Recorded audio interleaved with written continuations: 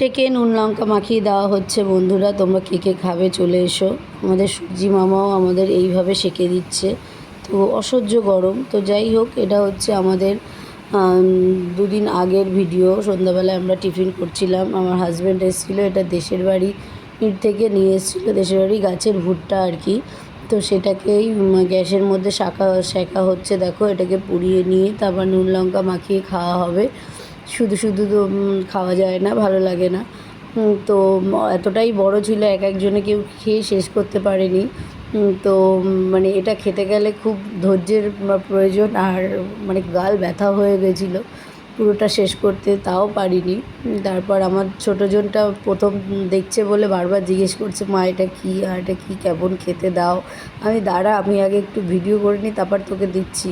ও আগে কোনো দিন দেখেনি। তো তোমরা কারা কারা এরকম ভুট্টা খেতে ভালোবাসো জানিও কমেন্টে। এই দেখো, আমাদের একজন খাচ্ছে,